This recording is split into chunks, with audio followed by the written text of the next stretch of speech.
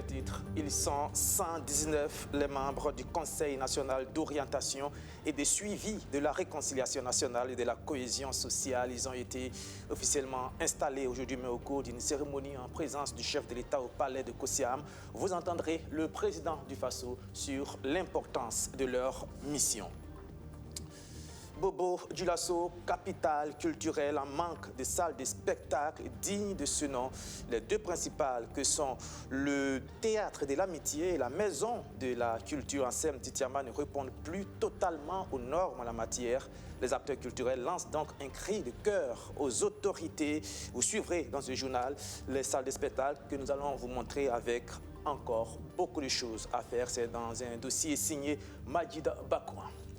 Et puis, dans ce journal, nous vous emmènerons au Cameroun où se déroule en ce moment même la CAN de football 2021. C'est vrai, il y a des stars du ballon rond, mais il y a aussi le star, celle-là moins attendue, c'est le taxi jaune. Nous vous montrerons combien de fois cette voiture dame le pion, parfois aux étoiles du ballon rond à Yaoundé. Voilà pour le sommaire. Bonsoir et bienvenue. D'abord, cette brève pour commencer. La mairie de Ouagadougou interdit la marche-meeting projetée par le mouvement Sauvons le Burkina et prévue pour ce 22 janvier. Elle l'a signifié ce 20 janvier dans une lettre adressée à l'association en question. La mairie évoque des raisons sécuritaires, mais aussi un défaut d'existence officielle de la structure des manifestants. Pour rappel, cette manifestation était destinée à soutenir les forces de défense et de sécurité, mais aussi à demander la démission du président du Faso. La démission de Roch Marc Christian Kaboré, c'est aussi ce que réclame le PDP-PS. Le parti fondé par le professeur Joseph Kizerbo estime que le chef de l'État et son gouvernement ont échoué dans leur lutte contre le terrorisme. Roméo Koïta. Après une longue absence sur la scène politique burkinabé, le Parti pour le développement et le progrès, Parti socialiste, sort du silence. Et pour l'une de ses rares apparitions publiques, ce parti fondé par le professeur Joseph Kizerbo réclame la démission pure et simple du président du Faso pour, dit-il, son incapacité dans la lutte contre le terrorisme. Pour Dr Toro Drabo et ses camarades, la situation sécuritaire se dégrade de jour en jour. Et pire, après plusieurs remaniements ministériels, aucun signe d'amélioration sur le terrain. Le président du Faso, en tant que chef suprême des armées, qui n'arrive pas, pendant 6 ans, qui n'arrive pas à arrêter l'hécatombe, la mort, qui n'arrive pas à arrêter la perte des territoires, il est incapable.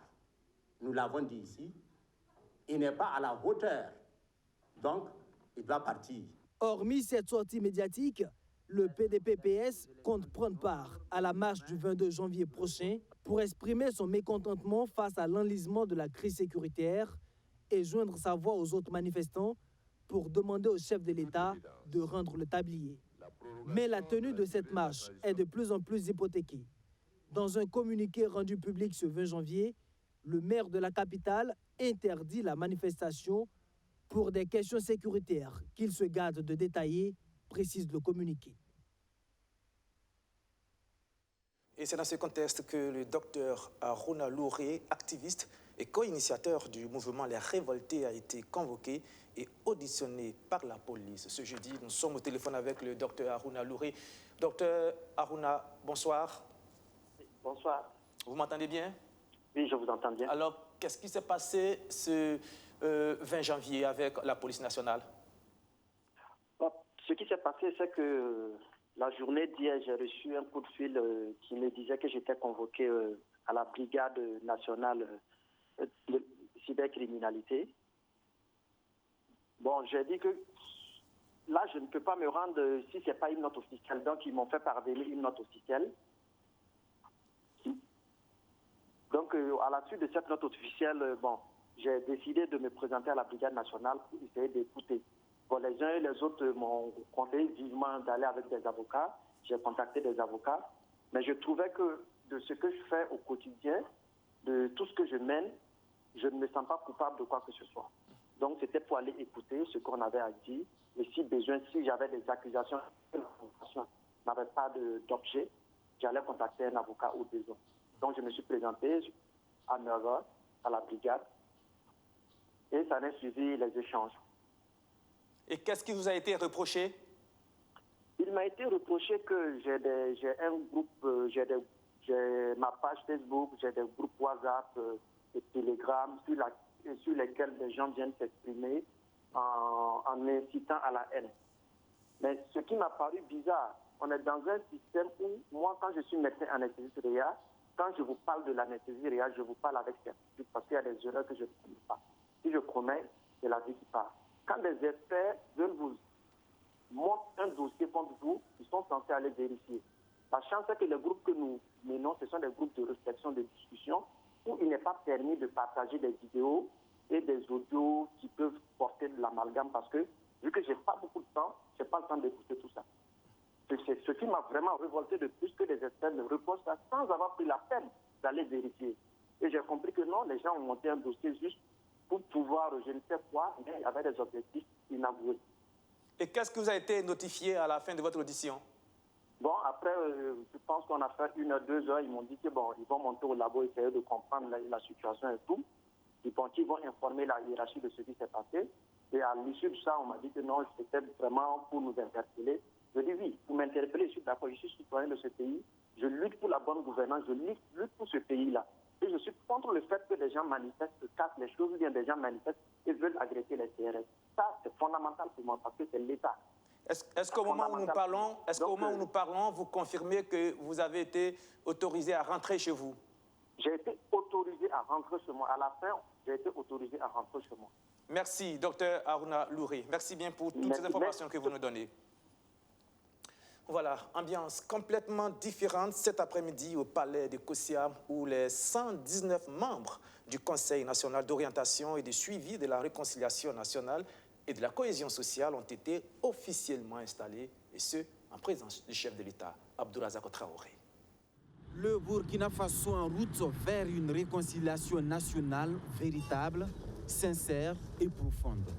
Le premier des Burkinabés le souhaite et l'a exprimé de vive voix cet après-midi aux membres du Conseil national d'orientation et de suivi de la réconciliation nationale et de la cohésion sociale. Une allocution qui marque l'installation officielle de cet organe consultatif dans le processus présidé par le chef du gouvernement. L'atteinte de cette noble ambition requiert une double exigence d'humilité et de pardon. L'humilité pour ceux qui ont commis des fautes et qui doivent accepter de faire repentance. Le pardon pour ceux qui ont été offensés, qui doivent accepter de tourner la page. La réconciliation est une cause nationale de premier ordre. Elle doit s'élever au-delà de nos égos et de nos calculs personnels. Une nécessité de se surpasser parce que l'histoire socio-politique mouvementée de notre pays nous a légué de nombreux conflits et problèmes ouverts ou latents, diagnostique le président du Faso. Il insiste alors sur leur dénouement afin de construire un nouvel avenir. La composition plurielle du Conseil national d'orientation et de suivi qui est le reflet de notre société. La grande diversité des forces sociales et professionnelles engagées dans ce processus, l'expérience et l'engagement des hommes et des femmes impliqués me rassurent que leur contribution au processus de réconciliation sera riche et pertinente. Enfin, cette démarche participative atteindra son point d'orgue avec la tenue prochaine du Forum national de réconciliation nationale. Ce sera un rendez-vous historique pour les Burkinabés qui auront alors l'occasion de se parler en toute franchise, d'examiner toutes les questions de réconciliation qui se posent à notre pays. L'horizon s'éclaircit donc quant à la tenue du très attendu Forum national sur la réconciliation. Le processus était en berne depuis son boycott par l'opposition politique. Et du Komboïgo et ses camarades ont finalement rallié la dynamique. La grande interrogation qui se pose à présent, c'est de savoir si des acteurs majeurs en exil seront de la partie. L'actualité de ce jeudi, c'est aussi la CAN de football 2021 qui se déroule en ce moment même au Cameroun. Eh bien, la liste des équipes qualifiées pour les huitièmes de finale est quasi complète et c'est presque un tonnerre. Les Fennecs d'Algérie, tenants du titre, qui ont été invaincus pendant 35 matchs consécutifs, sont éliminés dès ce premier tour. L'Algérie sort du tournoi sans la moindre victoire. Pour son dernier match de poule, elle a été sèchement battue par la Côte d'Ivoire aujourd'hui même sur le score de 3-1. Et si Riyad Mahrez et les autres étoiles de l'Algérie n'ont pas été au rendez-vous de cette CAN, l'autre star de cette compétition, elle, est bel et bien à la hauteur de l'événement. On la retrouve dans toutes les rues de la capitale camerounaise Yaoundé, la voiture jaune. Luc Pabelkem.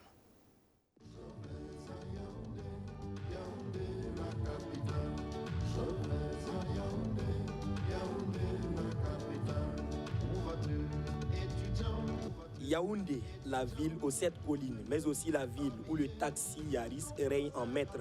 Elle ne passe pas inaperçue, cette petite voiture à la couleur jaune, dans les rues de la capitale politique du Cameroun. La Toyota Yaris constituerait près de 80% du parc automobile du transport en commun. La raison, ce taximan nous l'explique.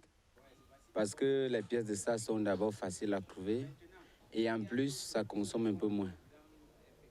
Bon, parfois on supporte, parfois il y a des routes précédentes. On essaie un peu de jongler. Bon, comme on dit, connaître la ville. Ça veut dire que connaître aussi comment jongler. Je connais tous les quartiers de Yaoundé, à part les nouveaux quartiers qui sont en construction.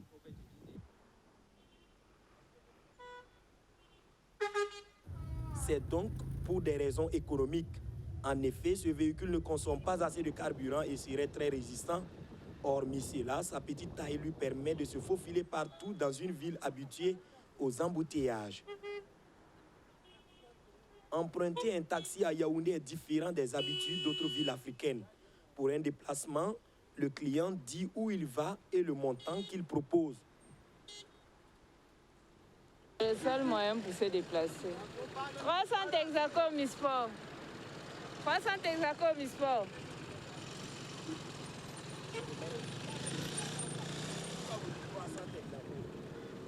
Ça veut dire quoi? C'est le tarif. 300 hexacomes Misport. Pourquoi ne pas laisser le taximan fixer son tarif? Je sais pas.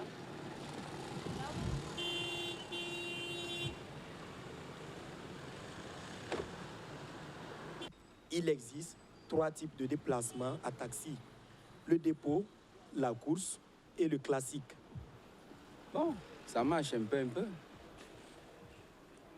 Bon, ça dépend course et course. Quelqu'un peut te prendre une course pour 1 heure ou 2 heures ou 3 heures. Ou une course hors de la ville. Ça dépend de quel type de course vous faites.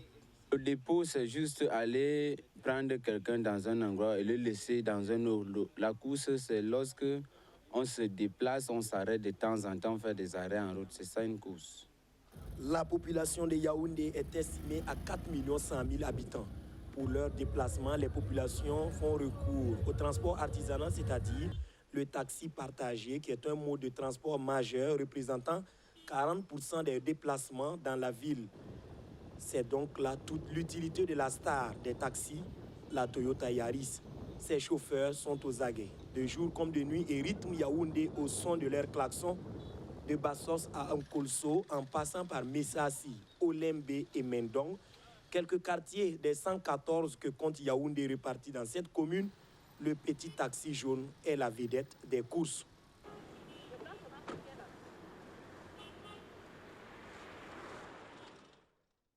Changement de cap dans ce journal et direction maintenant Bobo-Dioulasso, la capitale culturelle burkinabé. C'est ce que l'on dit et pourtant la ville manque cruellement d'infrastructures culturelles, notamment des salles de spectacle. Il en existe 2 de renommées, le théâtre de l'amitié et la maison de la culture en Sem-Titiama qui ne répondent plus aux normes en la matière. Visite guidée de ces enceintes, Magid Bakwa. Bobo-Dioulasso, principal lieu d'attraction culturelle du Burkina Faso. C'est dans cette ville que tout a commencé pour le chorégraphe Serge Aimé Coulibaly. Le directeur artistique de Faso Dance Théâtre a fait le tour du monde grâce à la danse contemporaine. Le natif de Bobo Dioulasso, c'est plus de 80 pays à travers les 5 continents. Mais il est rare de le voir se produire sur scène dans sa ville natale pour raison de manque de salles adaptées à ses spectacles. Si je prends même déjà le dernier spectacle qui est Wakat, et la manière dont même le spectacle, la création de lumière est faite avec des lumières qui descendent comme ça, avec, je ne sais pas, près de 80, plus d'une centaine de projecteurs au-dessus, avec enfin, toute la construction qui est faite autour et le monde qu'il y a. Bon, on peut le présenter, honnêtement, on peut le présenter, mais on a l'impression qu'on présente un autre spectacle. Tellement on doit enlever plein de choses pour pouvoir le montrer au public. Et du coup, souvent, on fait le choix de ne pas le faire parce que, ça frustre tout le monde. Et le public, il peut même dire, c'est quoi ça? Et pourquoi on nous présente ça? Et parce que justement, ils ne le comprennent pas puisque le spectacle a été vidé de son essence. Le manque de salles de spectacle digne du nom à Bobo Dioulasso, c'est ce qui déplore les acteurs culturels de la cité de Sia. Le théâtre de l'amitié est le principal lieu d'attraction des acteurs culturels. Construit dans les années 60, l'infrastructure subit aujourd'hui le poids de l'âge. Le cadre, franchement, aujourd'hui n'est pas adéquat au spectacle parce qu'on manque de tout. Le théâtre de l'amitié, si on vous dit qu'aujourd'hui, voici une salle qui n'a pas de sonorisation, voici une salle qui n'a pas de lumière, voici une salle qui n'a absolument rien. Si tu veux organiser quelque chose, il faut que tu loues la sonorisation ailleurs, la lumière et tout ce qui s'ensuit. Pas de vestiaire disponible actuellement, il n'y a pas de loge où les artistes peuvent quand même rester pour s'échanger et faire d'autres besoins. Voilà, c'est vraiment, il y a des problèmes de toilettes, il y a même les tribunes qui sont exposées dans la salle sont en train vraiment d'être dépassées. La Maison de la Culture Anselme Titiama Sano est aussi l'une des principales infrastructures de la région au plan culturel. Mise en service en 2012, elle constitue une réponse au manque d'infrastructures adéquates dans la ville de Bobo Dioulasso. Après 10 ans de fonctionnement, les signes du temps se font sentir.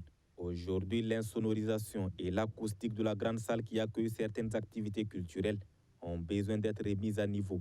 Il faut reconnaître qu'avec l'exploitation permanente que nous avons, cet équipement est amorti en partie. Et comme la technologie évolue, il nous faut donc de nouveaux équipements aussi pour renforcer. Il faut reconnaître que non seulement la taille, parce qu'elle est de 1500 places, contrairement au théâtre de l'amitié qui est 3000. Et en plus, il y a un sérieux problème d'acoustique au niveau de la Maison de la Culture. Le son n'est vraiment pas bien.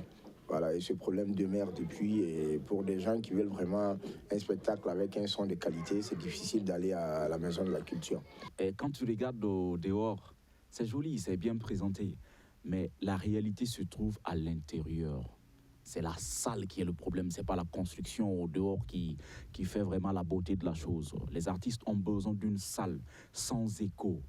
À l'époque, Abdul Karim Sango, ex-ministre en charge de la Culture, avait dans son programme la réhabilitation du théâtre de l'amitié de Bobo Dioulasso.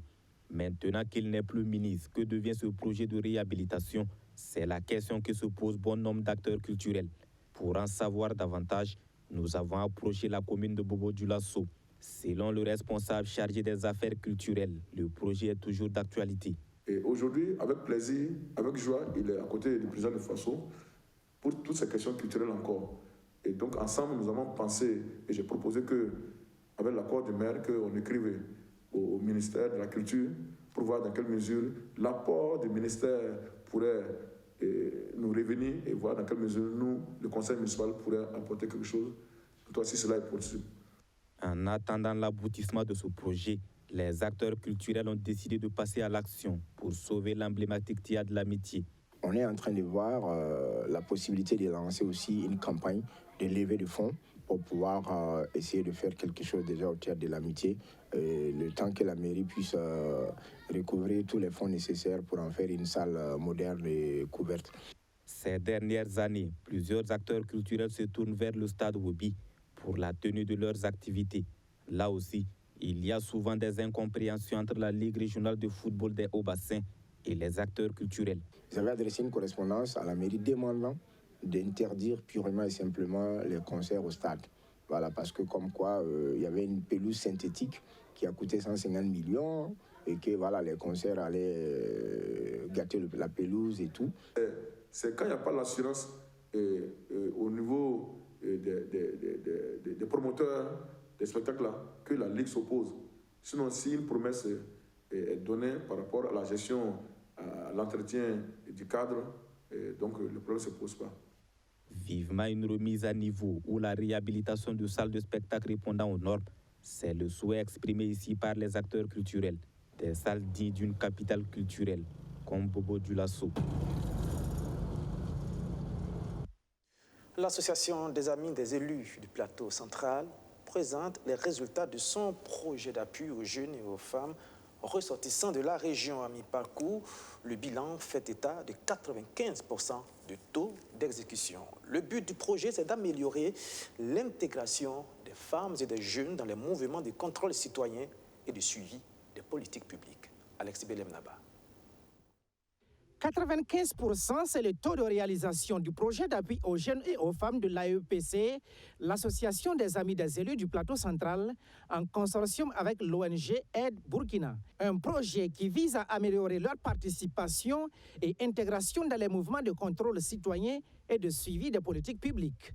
Des résultats à mi-parcours présentés au cours de cet atelier bilan tenu ce 14 janvier. Plus en plus, nous sommes souvent interpellés par certains maires. Ah, vos bénéficiaires nous fatiguent un peu là. D'autres viennent pour demander, par exemple, le plan communal de développement. D'autres viennent, ils pensent qu'ils doivent avoir le budget pour comprendre quelles sont donc les actions qui ont été inscrites pour des actions à l'endroit des jeunes, à l'endroit des femmes. Et il y a des actions, en tout cas d'intérêt général également, qui sont menées pour interpeller les collectivités. Nous savions qu'il y a des communes où, par exemple, ces gens qui ont bénéficié de ces actions de formation et de ces coachings ont interpellé leurs communes sur, par exemple, le ramassage des agrégats, qui sont des actions fortes pour dire non, nous ne sommes pas d'accord parce qu'en ramassant les agrégats, ça dégrade les routes. Des activités de sensibilisation, des forums sur la participation citoyenne et de suivi des politiques publiques qui ont permis aux jeunes et aux femmes de prendre conscience de leurs responsabilités pour le développement collectif. Des initiatives saluées par le Conseil régional du plateau central. Le développement inclusif, il implique les femmes, il implique les jeunes. Et on a même de plus en plus intérêt à ce qu'ils se soient ainsi parce que ce sont les plus nombreux. Les jeunes sont les plus nombreux et c'est eux, effectivement, qui doivent assurer l'avenir. Donc il est de bon temps, effectivement, que dès à présent, on puisse travailler à ceux qui s'intéressent effectivement à la chose publique, à ceux qui soient regardants des différentes politiques structurelles qui se mènent dans les localités, dans différentes localités. Donc moi j'ai beaucoup apprécié effectivement l'action de ce projet qui vise effectivement d'abord à inciter ces jeunes-là pour qu'ils comprennent leur part de responsabilité dans le développement. Et ensuite qu'effectivement que chacun puisse s'assumer. En perspective, l'Association des amis des élus du plateau central compte poursuivre ses activités tout en renforçant le niveau de leur intervention au profit des jeunes et des femmes. Elle compte partager davantage ses expériences de veille et de participation à la vie politique. Le ministre de la Santé, Charlemagne Ouedraogo, était en visite en ce début de semaine à la Chambre de commerce et d'industrie Burkina Faso pour solliciter l'accompagnement du patronat face à la recrudescence de la Covid-19. Une démarche saluée par les acteurs du secteur privé qui ont promis de jouer leur partition dans la lutte contre ce fléau. Alexis Belemnaba. Après les coutumiers et les religieux, c'est au patronat burkinabé que le professeur Charlemagne Ouedraogo est allé prêcher la nécessité pour les Burkinabés de se faire vacciner. L'évolution de la Covid-19 est inquiétante et la collaboration de tous les Burkinabés est sollicitée. À la Chambre de commerce et d'industrie, les opérateurs économiques saluent la démarche et s'engagent à accompagner l'initiative. Nous tenons à saluer donc le ministre et ses collaborateurs pour cette disponibilité, pour cette marque de considération à l'endroit du secteur privé, et nous lui avons rassuré de notre engagement à soutenir donc, les efforts du ministère afin non seulement de faire vacciner nos employés, nos collaborateurs, nos partenaires, mais également les encourager eux aussi à faire vacciner leurs familles afin qu'ensemble nous puissions réduire le taux de contamination dans notre pays. L'autre point évoqué au cours des échanges, c'est l'accompagnement du secteur privé à travers des investissements conséquents dans le secteur privé de la santé. Un point essentiel pour renforcer l'offre sanitaire. Nous avons rappelé au secteur privé que nous avons besoin de leur accompagnement à travers des investissements conséquents dans le secteur privé santé, à travers la construction d'hôpitaux privés, à travers la construction de polycliniques privées, mais aussi à travers un investissement dans le technopôle pharmaceutique. Parce que le marché existe et la Covid est venue nous rappeler que mieux vaut produire les produits de santé, les médicaments et autres sur place que de compter toujours sur l'importation. Cette visite s'inscrit dans le cadre de la politique gouvernementale qui entend atteindre un taux vaccinal de 70% de la population d'ici décembre 2022. Voilà, vous l'aurez remarqué, c'était plutôt un reportage de Amadou Diko. Amadou Diko avec qui nous restons cette fois-ci avec les acteurs du monde paysan de l'Afrique de l'Ouest. Un atelier de partage de connaissances dans les filières telles que le niébé et le lait et d'autres produits forestiers non ligneux durant 72 heures. Ces organisations paysannes vont développer des idées et stratégies devant renforcer davantage leurs connaissances et compétences de production dans ces trois domaines. Le lait, le niébé et les produits forestiers non ligneux sur la table de discussion à ce forum du réseau des organisations paysannes et des producteurs agricoles de l'Afrique de l'Ouest. De nombreux acquis ont été engrangés dans ces trois filières et il était important pour ces acteurs de mettre ces bonnes pratiques au profit du monde paysan. L'idée est de renforcer l'inclusion des petites exploitations agricoles familiales et des PME agroalimentaires. Aujourd'hui, c'est un peu la poétose, si je peux le dire, parce que c'est un processus qui a commencé depuis le cadrage et autres, qui a abouti à la production des livrables des supports de connaissances qu'ils ont présentés. Et aujourd'hui, c'est l'atelier de partage et de diffusion de ces connaissances, mais aussi de réflexion pour voir comment on peut toucher le maximum de coopérateurs, de petites et moyennes entreprises dans les trois filières qui sont concernées. Les filières lait, niébé et produits forestiers non ligneux présentent un fort potentiel de croissance et impliquent une grande masse des acteurs agricoles. Des opportunités que veut saisir le repas pour influencer les politiques publiques pour une souveraineté alimentaire en Afrique de l'Ouest. C'est un début pour nous aujourd'hui de partager aux yeux du monde que l'exploitation familiale dans son abnégation au quotidien et génère quand même des connaissances qu'il faut partager avec l'ensemble de la population afin que les politiques même comprennent qu'il y a des actions qui sont menées allant dans le sens effectivement de soutenir la mise en œuvre des politiques de sécurité alimentaire et de nutrition. Le forum de partage de connaissances paysannes a réuni près de 100 acteurs agro-silvopastoraux halieutiques venus d'horizons divers. Durant 72 heures, ces participants tenteront de découvrir les nouvelles pratiques dans les filières agricoles concernées. Et pour terminer ce rendez-vous culturel organisé par l'association APEDO, une sorte de promotion des valeurs culturelles et appelé aussi à la consolidation des rapports sociaux entre fils et filles de la localité, c'est-à-dire Sendou. Amadou Diko. Au total, elles sont 7 troupes traditionnelles, dont une venue spécialement de la Côte d'Ivoire, qui prennent part à l'initiative de l'APEDO, l'association des petits-fils de Dramane Ouattara. Cette initiative qui vise à faire la promotion des valeurs culturelles et à consolider la cohésion entre les fils et filles de la localité. Paix à son âme, notre grand-père Dramane Ouattara, comme à l'ancien temps, avait plusieurs épouses donc, qui ont fait des enfants, les petits-enfants. Donc pour nous, c'est un créneau pour qu'au moins on puisse se retrouver, se connaître et voir ensemble qu'est-ce qu'on peut mettre en place pour que vraiment ce grand homme qui était Dramane Ouattara, on puisse vraiment l'immortaliser. Durant 72 heures, les populations de Sendou vont célébrer le vivre ensemble. J'apprécie à sa juste valeur cette manifestation qui, de mon point de vue, revêt un caractère de cohésion sociale. Si vous remarquez dans la foule, vous verrez que beaucoup de jeunes Les personnes de mon âge se sont tous déplacées pour la circonstance. Donc ça nous permet, dans les 72 heures, de se frotter, de mieux communiquer et de parler des questions de notre village, surtout les questions de développement, d'unité entre nous. Pour joindre l'utile à l'agréable, les festivaliers ont par ailleurs visité les emblématiques pics de Sendou, actes touristiques, mais aussi sportifs. Et c'est sur ces belles images que prend fin ce journal. Merci de l'avoir suivi et merci de votre fidélité renouvelée. Rendez-vous demain, ici même, à la même heure, 19h30. Bonsoir. Au revoir.